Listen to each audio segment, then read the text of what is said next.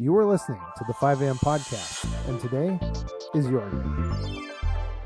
Welcome to the 5 a.m. podcast, where we bring you insightful conversations with thought leaders and influencers who are making headway and some waves in their callings. Today, I'm always thrilled when I have a guest on, but I am thrilled to have Nate Green, an extraordinary entrepreneur whose journey really does embody resilience and the relentless pursuit of excellence. Now, Nate's path is not a usual one. He started out as a police officer. He became an award-winning CEO. And really, when you look at the details, it's nothing short of remarkable. Now, case in point, 23 years old, imagine having heart failure. That ends your dream career. Well, that's what happened to our guest, Nate. He had heart failure, 23 years old, ended his law enforcement career. Nate got up, brushed himself off, and channeled his determination into entrepreneurship, eventually building companies that landed on the Inc. 5000 list for 4 consecutive years and achieving an impressive 8-figure exit. Beyond his business success, Nate is a best-selling author of the book Suck Less, Do Better. He's also the creator of Built Unstoppable, Mastermind, and he's a passionate leadership performance coach dedicated to transforming lives. In this conversation, we're going to explore the mindset, strategies, and life lessons that have shaped Nate's approach to success and how his experiences can help our listeners here at 5 a.m. Podcast unlock their own potential. Now, before I roll that intro and get into this conversation with Nate, I need to thank our friends for being here, sharing this. We love it, and thank you for it. From our analytics, we see that we have more than just North American viewers, so a quick shout out to those in Denmark, the UAE, Australia, South Africa was on the list as well, so thank you for being here. Come on in, have a seat. If you're wearing a coat, put it up on the wall and just enjoy this next conversation. I know that many of you are going to do just that, and you will know someone to share this with. So while you're sharing, think about a 5-star review for us on your favorite podcast player. And of course, thank you to those who ventured over to buy me a coffee this weekend last for a few virtual cups of that delicious coffee. We do appreciate it. And so now it's time for that intro.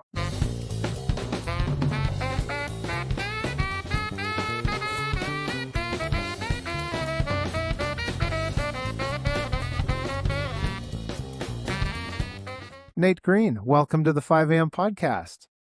Michael, appreciate you having me here. I'm excited to tear through some of my history, some of my past, trying to influence the people here and really give them some hope and some support in their journey. Yes. And I just want to say we met on Podmatch. That's a great site that both of us have received a lot of value from. The reason I bring up Podmatch, and I was just recording earlier today with retired military man Rich LaMonica. He and I had a great conversation about his podcast and what the work that he does. Now, the only reason I bring him up is because of his background in the military. Your journey started out with law enforcement, being a Leo, and you had a life-altering health crisis at the age of 23. So how did this event reshape your perspective on life and success? You know, there's a few things, Michael, when you're looking at this and in my life, there's 2 aspects. One, obviously, when your heart stops and you get rushed to the emergency room, and then when it came back on, it was basically kicked up at 220 beats per minute for about 6 hours. They basically gave me tranquilizers and everything. They were bringing me down, but my heart was just thumping and jumping. And so on the backside of that, you know, being a guinea pig for about 6 months with medical doctors and all these heart groups and everything, man, you know, the doctors, they told me all different types of diagnosis. And one of them, which was the most substantially awakening for me, was they actually told me I had 10 years to live. They said it was a degenerative issue that was just going to get worse until basically my demise. In case you're wondering, and everybody's listening, I didn't die after 10 years. I'm 41 now, so I made it past that mark. And so when you talk about hearing those words when you're 23, and even though they came back a few months later, said it was a wrong diagnosis, there's something about that just wakes you up and shakes you up. And so my life was never different or never the same after that moment. It was such a catalyst point in my life. Yes. So can you talk just about that component of at your 23-year-old mind saying I really wanted to be a law enforcement officer. Now I've got to find something else. These guys are telling me I wouldn't even live to see my children's graduation. Can you get into the fine details of how you had these thoughts that and what you did to banish them? Man, that is one of the hardest things that you'll ever go through is the collapse and destruction of dreams. Yeah. And when you see your world crumble in front of you and you realize that there's really nothing that anybody or even yourself in those moments can do. There's you could be angry at God, but that doesn't do you any good. You could be angry at life, but that doesn't do you any good. You just have a choice. You get to sit in it, soak in it, or you get to do something different because of it.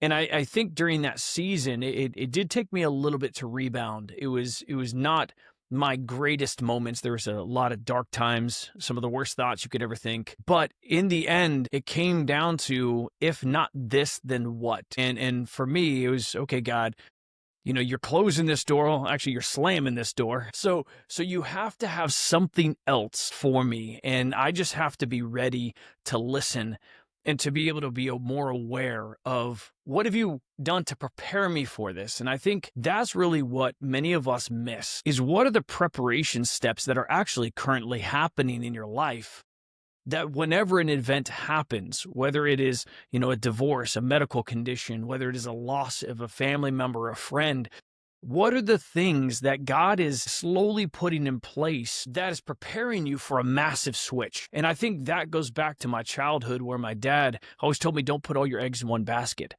And so when I was a cop, I spent a lot of time trying to figure out, okay, if not this, then what? No, and for me, it was like after 20 years of being a cop, I was going to retire. So at age 39, Yeah. what was that going to look like? And so I started preparing for that when I was 19 and 20 and 21 and 22, not realizing that there was going to be a fast track along the way. And so I had already done a lot of work in the process, but I wasn't ready to say goodbye to the adrenaline dumps, the SWAT Yes. trainings and all the fun stuff involved. Yeah, exactly. And it was making me think of my friend Matt, who retired probably around that same time, 39 years old from the Canadian Navy, Mm. actually. And just the questions that he had in conversations with myself or other people from our church of, I didn't know this is what it'd feel like to be 39 and retired. And all I've known for the last 20 years is the structure of the military. And now I want to just switch gears a little bit. And as we know, many entrepreneurs, and of course we have the Inc. 5000 to talk about a little bit later on, but entrepreneurs can be chasing revenue. But you frequently mention chasing impact. So at what point in your journey did this shift in focus occur? And how has this shift transformed maybe your definition of success?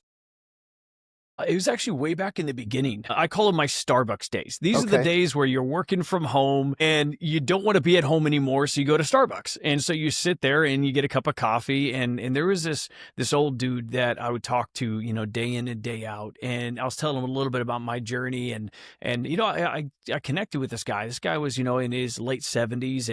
And one day I remember right before he was leaving, he walked up and he put his hand on my shoulder and he said, "Listen, Nate, people first. Don't chase money." And so that actually became my motto in my first business within the first 3 or 4 months was people first, money will come. And so my entire journey was always based upon impacting people beyond whatever service that you're providing, whether it be in the financial services, which is where I started, really helping people with their taxes, their bookkeeping, payroll, all these solutions inside their businesses, but really trying to have an impact beyond, which means sometimes you don't land the plane on the meeting within 30 minutes.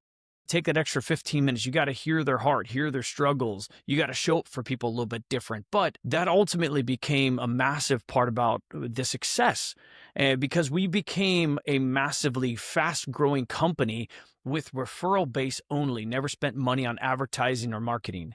It was always referral base. And so that people first mentality, that impact mindset is really what drove the success of all the companies.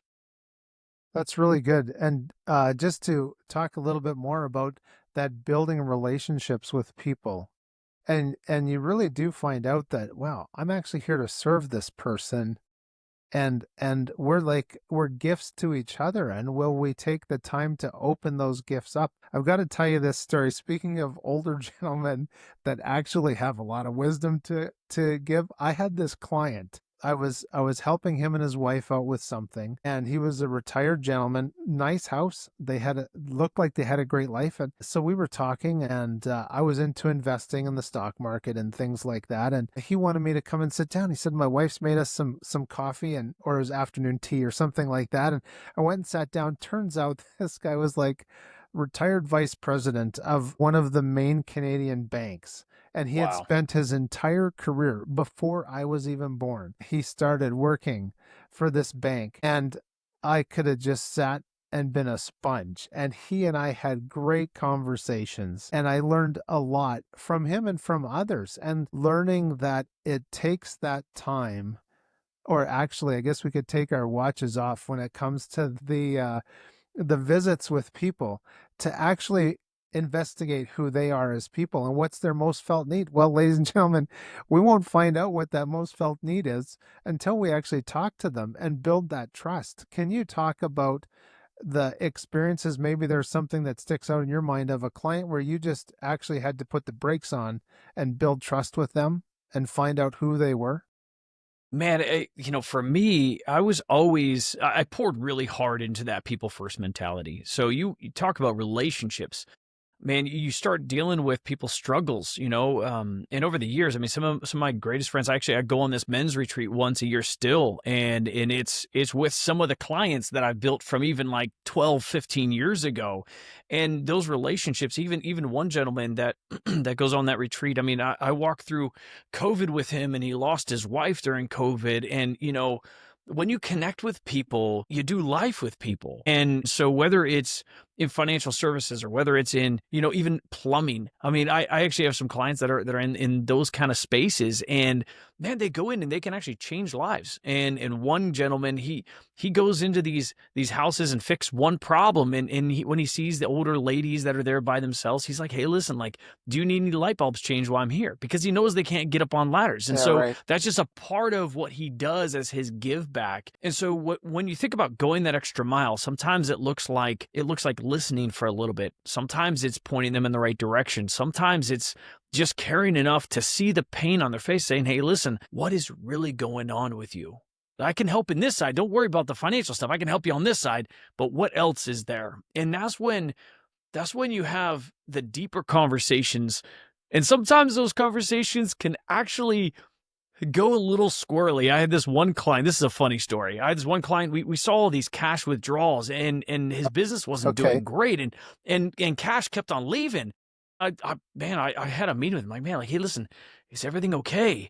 And he looks at me. He said, Nate, I've got a problem. And I'm like, what is it? And he put his hand in his face like this, and he put it on the desk, and then he looks up. I like prostitutes, and I'm like, what? Was Man, not we expecting didn't that. Yeah, we didn't have to go that far. I just want to make sure that you were okay. You didn't have any medical problems. Yeah.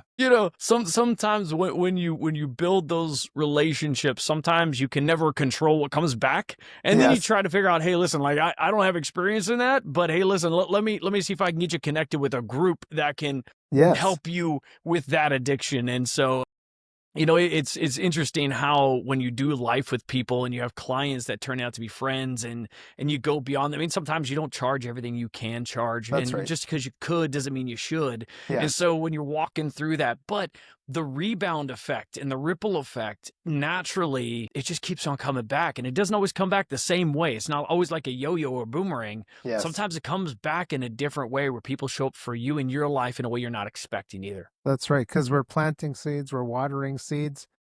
And even like the Bible says, you're going to harvest seeds that were planted maybe decades ago by somebody else. And it's just this whole circle of human life that we get to live and participate in. And some people will focus on those dollar bills. And somebody's child might say, Dad, are we rich? But their dad just has a good paying job. And once the job stops, the income stops. And I don't want to get too derailed with that, other than to say, and maybe you can add to this a little bit about when we take our focus off the money and using that as a benchmark and looking towards people's hearts, souls, and most felt needs. That's the big payoff for us. Have you found that to be true? 100%. For me, I always focused on people. Obviously, you have to create budgets, and you have to create budgets for business, and you just realize that when you pour into people, naturally you have to have that flow. You have to have some boundaries with people, because some people take 3 hours when you really only have a half hour to give. But when you focus on the people and you focus on blessing the people and providing this much value for this price, that way the value proposition is always there. You're always given way more than what you're expecting to get paid. Then it just naturally happens. But, there is that counterbalance that sometimes you do have to lock in. You do have to put Yes. boundaries. You do have to have that. But in the end, when you have the right heart, it all slowly just works out. It And sure so when it does. works out, it just creates this dynamic. I've always worked on putting together the proper planning, impacting the right number of people, and naturally the referrals. I never had to worry about where referrals are coming from. They just naturally came in. Right. Yeah, absolutely. And that's just that flowing, that ebb and flow. I mean, there's so much more than meets the eye in our world. And yeah, this whole part of building we've built a foundation, or someone else has built a foundation that we're able to attach ourselves to. And you've achieved a remarkable feat of making the Inc. 5000 list for 4 consecutive years. And I need to ask you about that. But before I ask you about that, can you talk a little bit about that? Just like planting a seed in the ground, you get the stalk, you get the first leaves, and they're like the solar collectors. They grab all that energy from the sun, and all of a sudden more leaves come, and then there's fruit. Can you talk about how that relates, or how you've seen that relate to business? Man, business is the constant planting. Yeah. You can't ever stop planting. I mean, you see those businesses that fall into the same cycles where they go through that, top of funnel. They're always trying to bring in, the marketing, and they're always pushing that in there. But then once they close the clients, then they go to the servicing phase or the fulfillment phase, and they forget to keep on pouring into the top. And so when you're talking about that, it's this constant cultivation. It's not like a field Yeah. where you can just plant. Yes. First you prepare the soil, then you plant the seeds, and then you water, and then you you can't just go through that process. You have to constantly be working in each phase, which requires you to be multi-dynamic. And a lot of times what happens with leaders in business is sometimes it's not their strength. And so what they do is they focus on that top 20%. I call it your edge of what they do best. And then this other side slowly falls off. Why? Because if you're not the best at it, then you're obviously, it's kind of like a little bit outside your comfort zone. And so then it's like, okay, you don't feel like you're thriving in it. So you pull back to where you're Yes. comfortable, where you thrive. And so naturally that creates this tug of pull type situation where you're constantly pulling back to your comfort, pulling back to where you feel like you're thriving. But then Yes. this side of the business starts to die if you're not careful and if you don't, Right. create the right teams and everything Team else. So building. yeah, it's Yeah. very tough. And that's where the success is in the people. Yes, absolutely. And in building those teams, there's so much value in building teams. Can you talk a little bit about putting the right people in place? And I'll just say, seeing as how I'm a little long-winded, sorry, I'm just excited. We're having a great conversation, but I was thinking Yeah. about Henry Ford, and he said, "I don't have to know everything. I just have to hire the people that do." 100%. Take it away. Yes. Yeah. I mean, it's all about making sure that you are dialed in with knowing what you bring best to the business. Mm-hmm. And then after that, you start hiring to not even your weaknesses. You start Yeah. hiring to those things that are in what I call your danger zone. So that top 20% is your edge. Yeah. The next 20% is your danger zone.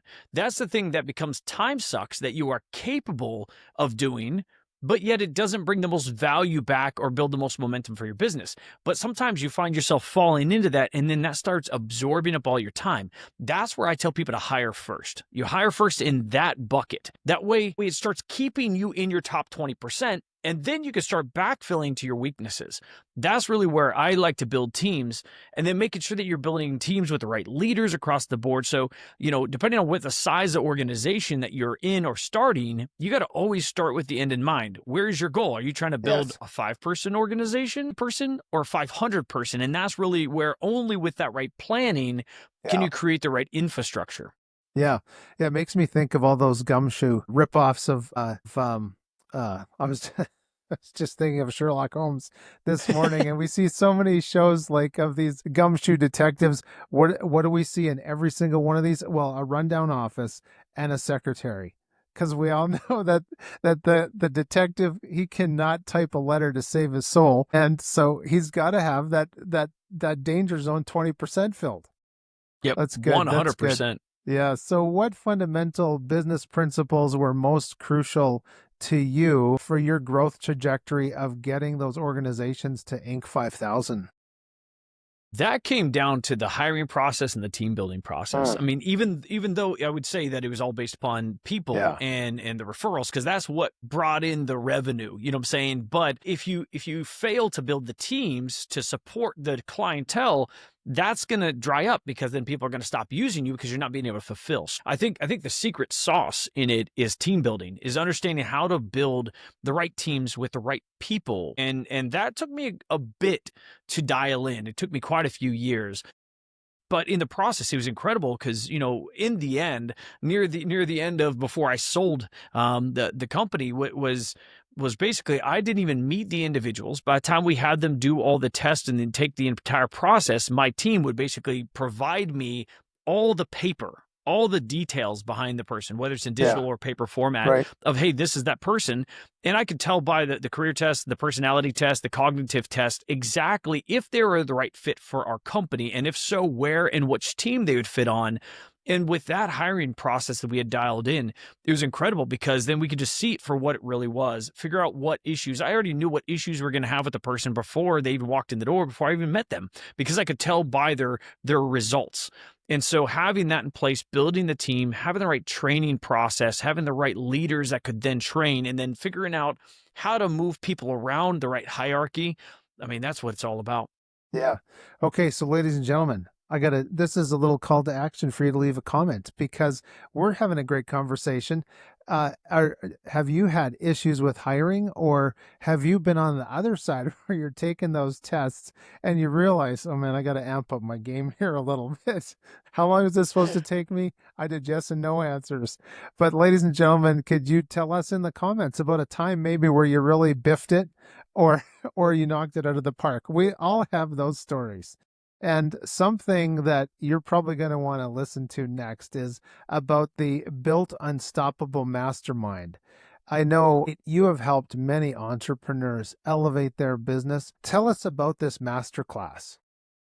Yeah, the Mastermind is probably one of my favorite projects to date that I've ever developed, because a part of it is it's really helping people break free from these holdbacks while they break through to who they really are, so they can be prepared to break out to really what they're chasing after. So many people that they're chasing these lives that they think that that's what they want, and then they realize that a lot of it's based upon programming is called cognitive biases. I call it Yep. cracked lenses. Right. This is all from childhood, from your past. What Yes. all these expectations or all these guiding points, or even, let's even be real. Parents give all these smart aleck comments. They're like, "Oh That's yeah, look true. at those rich people. Yes. What jerks!" And you're thinking like, I'm a 5-year-old. I don't want to be rich people. Yes, Like all these exactly. different. We're basically being pushed and shoved throughout our young life. And I'll be real. Like parents, they don't even do this intentionally. A lot of times it's their parents that crack Yes, their lenses, that's right. and so on and so on. You got all these curses that just keep on going. Or, hey, listen, like, our family, we're just not made to go to college. We're just here to turn wrenches. Those kind of statements just bust up so many people's trajectory of their life, of what they could become.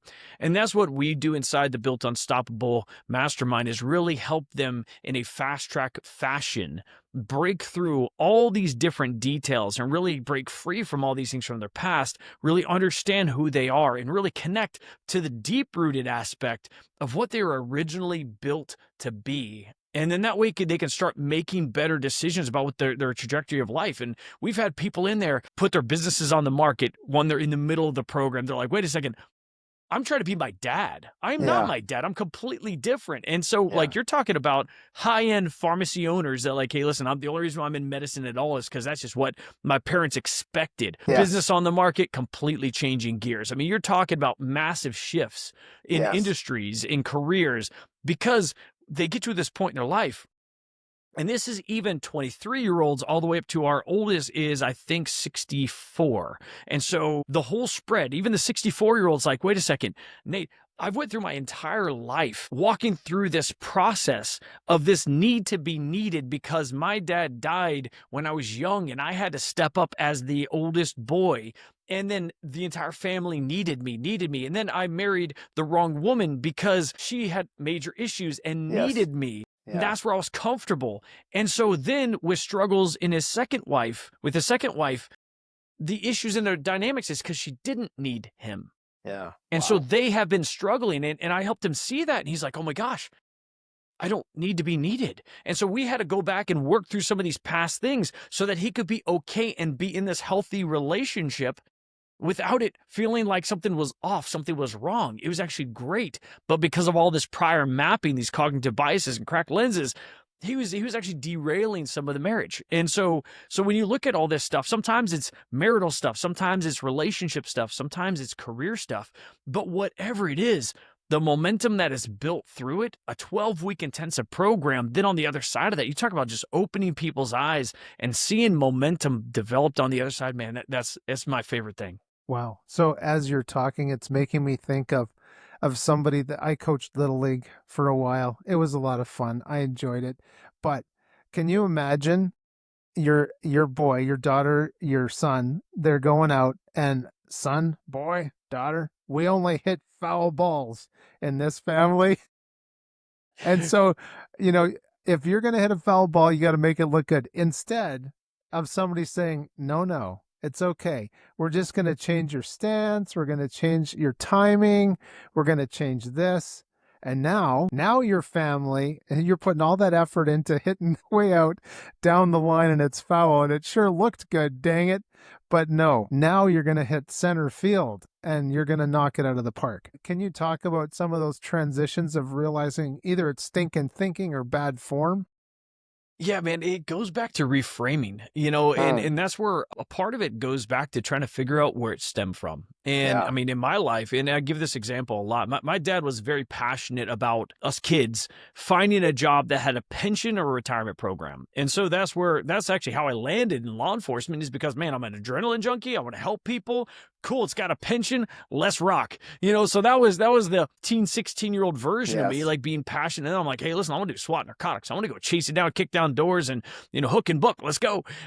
But that was a programming, even to Yes. a point where when I told my dad that I was starting my first business after my heart problem, after all this stuff, post law enforcement, he said, hey, listen, I really think that you should find a job that has a pension or retirement program. I don't think you should start something.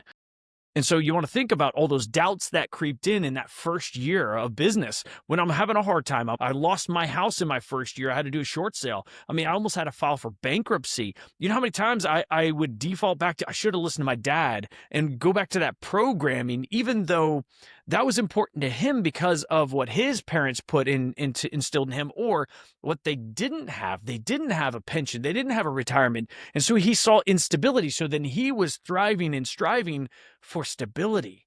And so with that, you think about those things, cracked lenses and cognitive biases.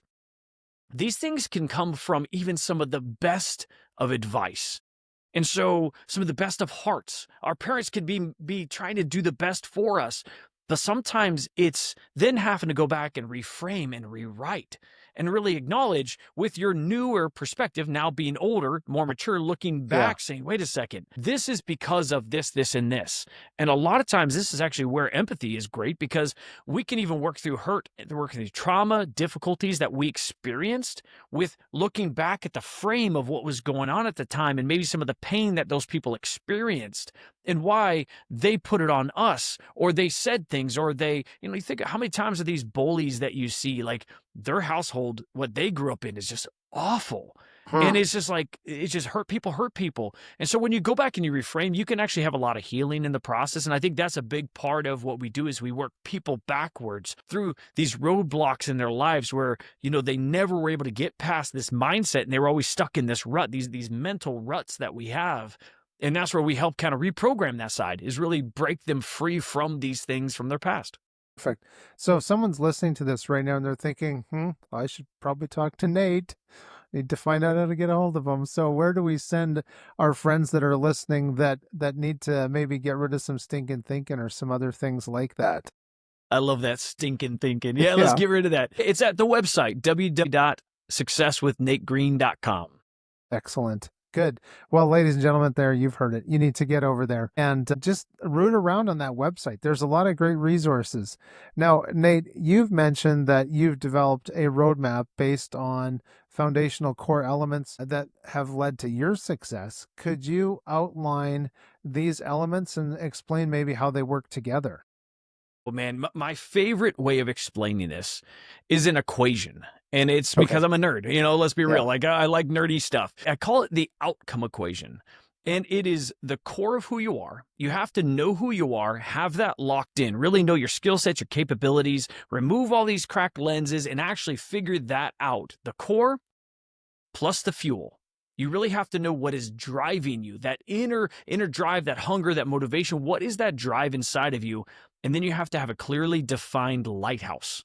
What is the end goal? And I'm not talking about little goals. I'm not talking about 5-year goals. I'm talking about deathbed goals, like stupid goals. The goals that you are so afraid of setting because you're like, I'm probably going to fail. Those are the goals you need to be going after.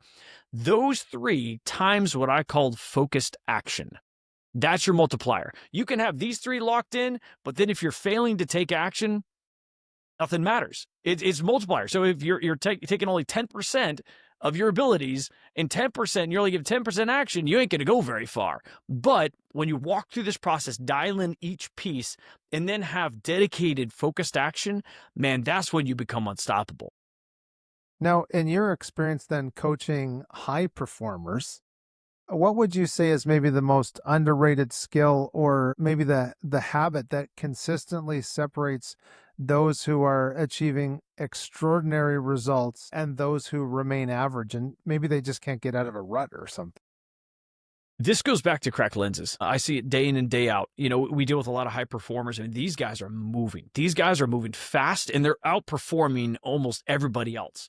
But the problem is they've just gotten stronger, meaning that they've been able to run faster with parachutes tied to their back. And so we come along and we just unclip the parachutes, these holdbacks. We just start unclipping. And then once you realize all these different pieces from their past that are holding them back, maybe the things that are distracting them, derailing them, that shiny object syndrome, different things, and you start unclipping these parachutes and really allowing them to run at full strength, full speed, it gets stupid. And that's what I love seeing. I love seeing the post-action after we're available and working them through the removal of all these parachutes. That's the most incredible feeling. Yeah. Right. And just getting off those things that have somehow tied weights around their feet, been a parachute. I wanted to also ask you too, hopefully some people are over at your website right now. They can look out the out of the suck. Interesting name, addresses getting through difficult periods. And I know you have a framework then for maintaining the motivation and clarity when these things are being stripped away and it seems like some things are falling apart. Yeah. So out of the suck is a process. That is a process we take people through right now in one-on-one coaching. We are actually working on the actual mastermind behind that. And that is basically a 10-step process to get somebody from once they realize and they're like, oh my gosh, I am not made for this industry. This is my suck. I should no longer live in this anymore. And then they have this realization of really what that core of themselves looks like. And they're like, I am built for this. And they set a new lighthouse. How do they transition? And how do they transition successfully without it being like an ex-girlfriend that you leave and you're on this journey and the journey is hard and you're like, well, wait a second, maybe she's not that bad. And you start going back. Yeah, she's bad. Move on. Totally. And that's where the process goes beyond just just helping people realize their new future, realize what their potential is, but then really walking them through a launch sequence to make sure that it's successful, to make sure that they have the right people in their Yeah. corner, the right Right. process dialed in. That's, I think, the Yes. most important thing.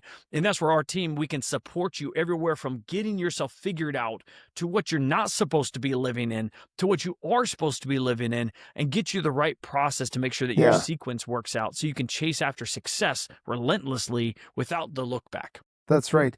And gentlemen, just a word of advice. We know if you dumped her once, you will dump her a second time. I'm just saying, it's like taking your car to a bad mechanic. You tow your car to the bad mechanic. You know what happens after? You tow your car back to the bad mechanic. Yep. So, ladies and gentlemen, words to live by. Now, I do want to ask you about the family side of things because we can't lose sight of those people, those souls at home that make life worth living. And now you have a son. I won't say his name, but here's a little Easter egg. If you guys look up this guy who was 80 years old and his eyesight was not dim and he was well able to go in and conquer what needed to be done. Some of you won't get that. That's okay. But I'm sure Nate knows what I'm talking about. And how do you approach this work-life integration? And what boundaries have you established to protect that all-important family time? Man, I love that you say boundaries and I love that you don't say balance. I think Yeah. balance is a word that I'm naturally unbalanced. And I think most hungry and driven, motivated individuals are not balanced. I That's don't for sleep sure. enough. Yeah, No, that's I'm gonna right. be the first one to tell you, I don't sleep enough. I sleep 6.5 hours a night. I get up crack of dawn every day. I love Yes. it. I love chasing things down. I love building things, developing things with a purpose to have an impact. But you have to have extreme boundaries. And Yes. that's been something in my entire life was, okay, I'll get up at 4 o'clock in the morning or 4:30. I will grind until whatever time my son needs to wake up for school. I will that time until he's at school. That's his time, my wife's time. But then after that piece, now it's back to go mode. Now we're in go mode till, let's say, 5:30 to 6 at night. 6 is the boundary, not past 6. I always try to lock out about 5 to 5:30, but that also restricts my time capability, which means I could be more productive because of the Yeah. pressure. Right. Everybody works better under pressure. You got to put more pressure on yourself to execute more wisely during the time that you have. And then that way you can always be where your feet are at, which then after that, I close that out. And maybe occasionally once in a blue moon would I do like a business event after hours, but I hardly ever did those. That's family time. That's Yes. sacred. And Yeah. so then that's family time. And that's time to work through that process with my family, spend time. Same thing on the weekends. I still get up early, but once somebody wakes up, then it's changeover time. It's like literally like I go from entrepreneur to now it's dad mode or Right. husband mode. You know, Yes. and that's where you have to have those boundaries. If not, then it's like what is that man? I always forget the guy that like takes over. He's black, the black creature, Marvel, I think it is. Yes. I can't think of his name at the moment. But Yeah, but he yeah. basically like takes over, and that's basically what it is. If you don't have firm boundaries, the next thing you know, this darkness just slowly creeps over, and Yes. next thing you know, you've completely lost sight of everything that really matters. Mhm.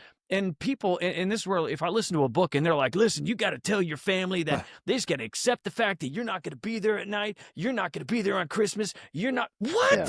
No. Like, what are you doing?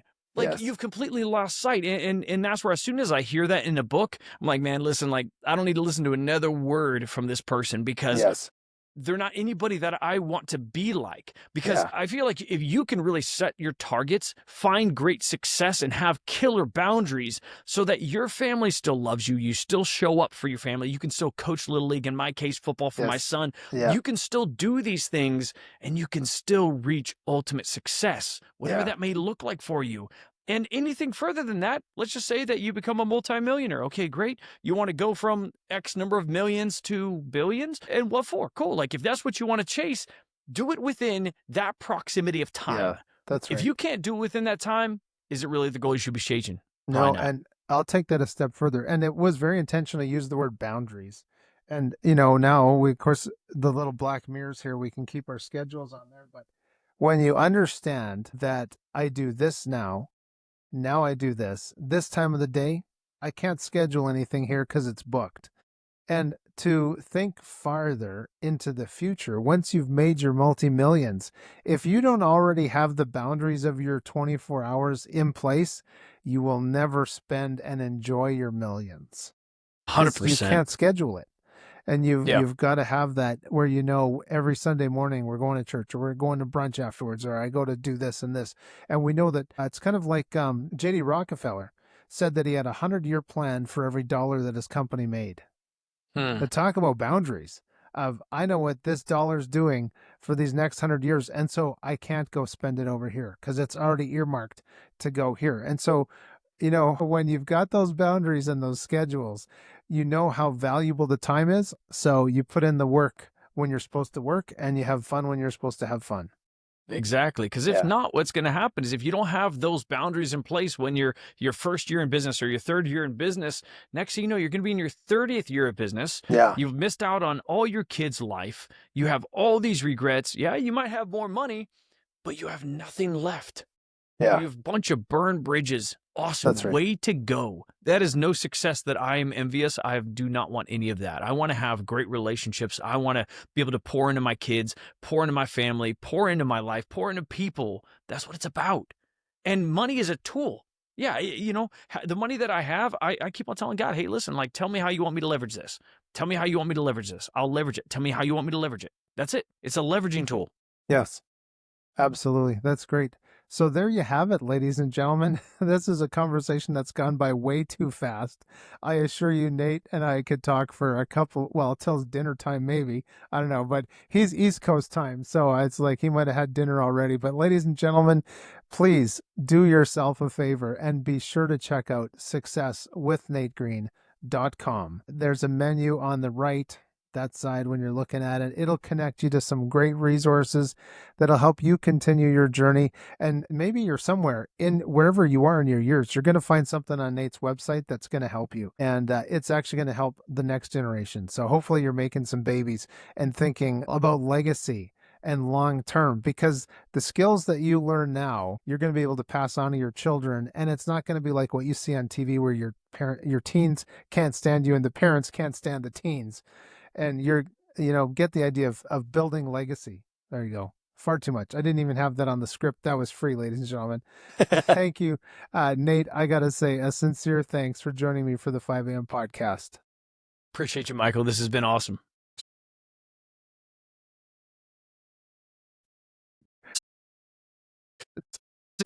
I said thanks already, but I got to do it again. Thanks so much for being here.